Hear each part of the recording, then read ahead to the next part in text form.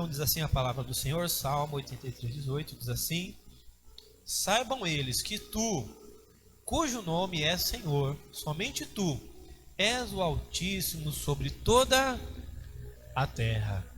Amém? Glória a Deus e graças a Deus. Então o título da mensagem dessa noite é: em quem seu coração confia? Deus está falando hoje de coração, né? Desde o começo, desde o princípio. E Deus nos trouxe aqui para fazer essa pergunta, né? Em quem o seu coração confia? Em quem a sua alma confia? Então a Bíblia diz, meu irmão, para você entender o Salmo 83, vai ter que retornar lá para segundo Crônicas 7, 1 Reis 10, aonde a Bíblia diz que após a morte de Davi, inicia-se o reinado de Salomão. Salomão inicia agora, né, o reinado com 18 anos de idade. E a Bíblia diz, né, que o reinado de Salomão, ele foi o mais luxuoso de todos os reis de Israel. E foi o mais luxuoso, foi o mais poderoso. Para vocês terem uma ideia, todos os dias chegavam lá no palácio de Salomão 90 tonéis de farinha, 30 cabeças de gado e 100 ovelhas. Todo dia, né, para ele ir lá para o palácio. A Bíblia diz que Salomão ele casa-se com a filha de Faraó. E após fazer um grande sacrifício ao Senhor, Deus aparece em sonho a Salomão e diz assim: Salomão, me pede o que você quiser. O que você me pedir eu vou te dar. A Bíblia diz então que Salomão, né, com muito temor ali, ele pede sabedoria. Ele fala: Senhor, eu estou no meio de um povo muito numeroso, eu preciso de muita sabedoria, de muito discernimento, né? Eu preciso da tua sabedoria. E aí Deus então diz o seguinte: olha, já que você não me pediu nem riqueza, nem a morte dos inimigos, nem outra coisa, então eu vou te dar sabedoria, e além da sabedoria eu vou te dar também muita riqueza e muita glória. Então agora Salomão, ele é o homem mais sábio do planeta, e ele tem a missão de construir o templo, né? Davi deixou essa missão para ele, e ele começa a construção do templo. Na construção do templo, a Bíblia diz que começam lá a trabalhar durante 7 anos, 180 mil operários trabalharam na construção do templo. Foram usados 38 toneladas de ouro e prata, fora o bronze, fora as pedras, né, que foram usadas para a construção, pedras grandes, pedras pequenas, pedras preciosas, e a madeira. Se fosse hoje em dia, o custo dessa obra seria de mais de 300 bilhões de dólares. Então, a construção do templo, até hoje, ela é a construção mais cara da história. Amém, igreja? Glória a Deus, né? E o templo, ele era um pouquinho maior do que a nossa outra igreja. Amém? Então, a nossa outra igreja lá na Hermínio Ometo tinha 10 por 24. O templo de Salomão era também 10 por 27 e 13 de altura. Amém? Então olha só para você ter uma ideia, era um templo relativamente pequeno, mas ele era totalmente revestido de ouro, de prata, de pedras, de joias. Era algo extremamente glorioso. Amém, igreja? Em 2 Crônicas 7, a Bíblia diz que assim que Salomão concluiu a obra, ele consagrou o templo ao Senhor com sacrifícios, né? Consagrou, fez uma oração. E assim que Salomão concluiu a sua oração, desceu fogo do céu e consumiu o holocausto e os sacrifícios, e a glória de Iavé, a glória do Senhor, tomou toda a casa. Os sacerdotes não podiam entrar no templo do Senhor. Eles não tinham forças para ficar de pé, não tinham forças para entrar no templo do Senhor, porquanto a glória de Iavé havia enchido o templo.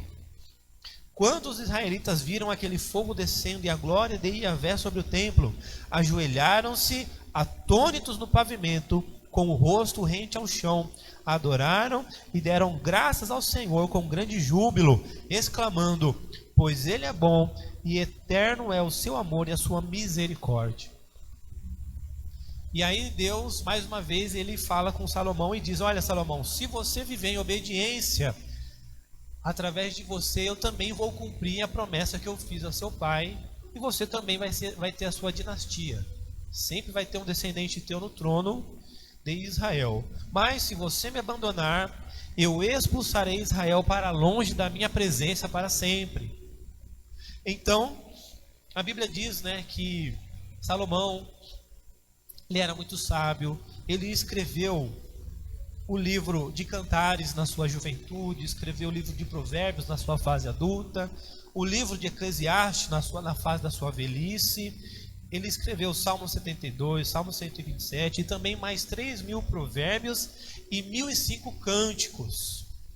Construiu palácios, cidades, construiu navios para transportar ouro e usou muitos trabalhadores estrangeiros para todas essas obras. Todo ano, Salomão recebia cerca de 23 toneladas de ouro, fora os impostos das nações vizinhas. E a Bíblia diz, 1 Reis 10, 23, que o rei Salomão tornou-se o homem mais rico e mais sábio de todos os reis sobre a terra. Todo o mundo, todos os reis do mundo, as pessoas do planeta, né, queriam ser recebidos por Salomão para ouvir a sabedoria que Deus lhe tinha posto no seu coração. Então vinham reis, muitos reis de nações distantes, muitas pessoas ao redor do planeta queriam ter ali um tempo com Salomão para ouvir da sua sabedoria. A sabedoria de Salomão era sobre tudo, desde Bíblia, desde plantas, desde tudo que você imaginar, Deus tinha dado a sabedoria a Salomão, né? E por causa disso, todos os que vinham para receber um pouco dessa sabedoria também traziam presentes a Salomão, né? Mais ouro, mais prata, mais rebanhos. Então, meu irmão, Salomão, ele foi realmente coberto ali de muita riqueza e muita glória. Amém, igreja? Glória a Deus. Ele possuía o maior exército da época, a maior cavalaria. Então eram 1 milhão de soldados. 500 desses soldados tinham escudos de ouro e 12.000 cavalos. E Salomão governava do Eufrates até o Egito. Então foi a época em que Israel teve a sua maior extensão territorial. Amém? Porém, né, a Bíblia diz agora, né, a Bíblia não esconde nada, amém, igreja? A Bíblia, ela é a palavra de Deus, ela é incrível, é fantástica por causa disso, porque ela não esconde nada. Ela fala das qualidades, fala dos defeitos, fala, né, da exaltação, fala de quem Deus exaltou, de quem Deus abateu e de quem fazia a vontade de Deus. Mas chegou um momento em que Salomão, ele abandonou ao Senhor. Ele casou-se com 700 princesas e 300 concubinas, 1000 mulheres, e todas eram idólatras. Então Deus, ele já havia proibido na lei de Moisés. Para você ter uma ideia, na época de Moisés, o líder era Moisés. E Moisés não era o rei de Israel, o rei era o próprio Deus. Só que passou um tempo, o povo queria um Deus de carne e osso. E Deus já sabia disso. Então, na lei de Moisés, Deus já havia determinado, e já estava escrito assim: olha, um dia vocês vão querer um rei, e este rei, ele vai ter que obedecer essa lei, vai fazer isso, e ele está proibido de se casar com as mulheres das nações vizinhas, porque elas são idólatras. Mas Salomão abandonou o Senhor, desobedeceu e casou com 1000 mulheres idólatras. E agora, a Bíblia deixa claro que o coração de Salomão estava um coração dividido. Já não era mais um coração totalmente dedicado ao Senhor. De tal maneira que agora Salomão começa a servir também os deuses, entre aspas, né? Deuses com D minúsculo, que são os demônios, por nome de Astarote, Moloque, Camus, e fez altares para todos os outros demônios que eram adorados pelas suas esposas. Então Israel se tornou um lugar de uma prostituição espiritual sem tamanho, um lugar idólatra. E é aí, então, hoje, né, eu estava orando e o Espírito Santo disse: ó, você vai ministrar a respeito do Salmo 83 e o Salmo 89. E cronologicamente, o Salmo 89 ele acontece antes do Salmo 83. E é aqui, então, quando o Salomão ele se desvia, ele abandona o Senhor, que os músicos, né, os levitas, eles compõem o Salmo 89. No Salmo 89 diz assim: tu, porém, o repudiaste e o rejeitaste e te indignaste com o teu ungido. Então estava falando de Salomão. E fizeste cessar o teu esplendor e deitaste por terra o teu trono.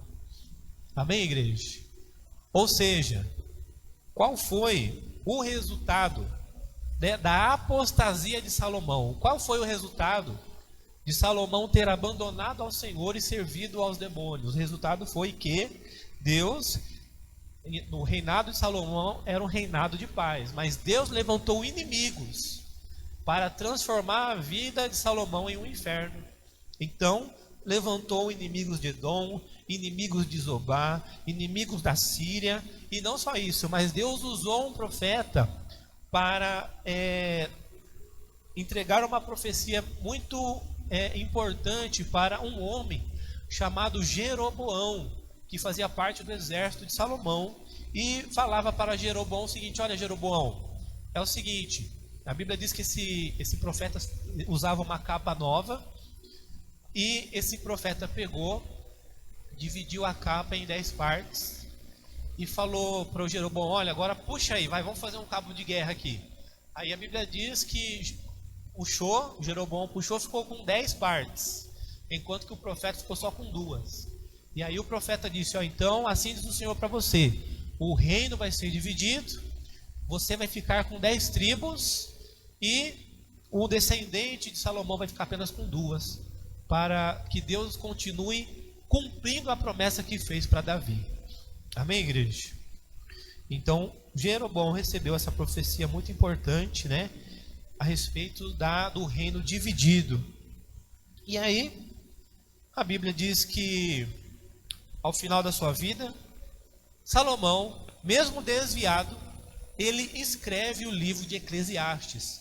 Então, quando você lê o livro de Eclesiastes, meu irmão, você está lendo o livro de alguém que foi desviado, estava apostatando da fé ali, que havia abandonado ao Senhor.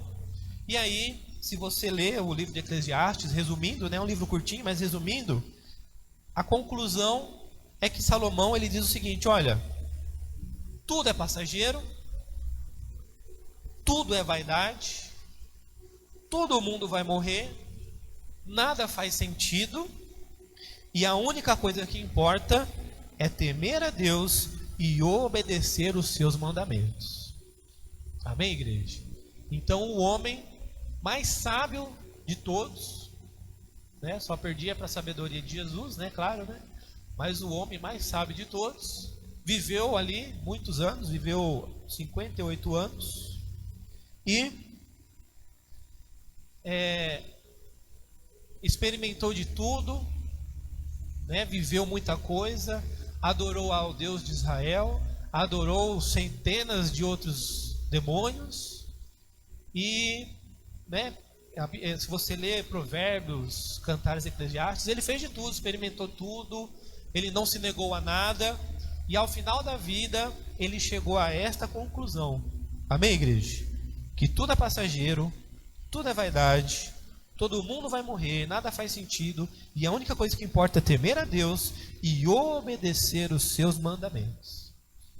Então Salomão morre aos 58 anos, depois de ter reinado 40 anos em Israel. Amém, igreja? Então este foi o resumo da vida de Salomão. Esse foi o final da vida de Salomão.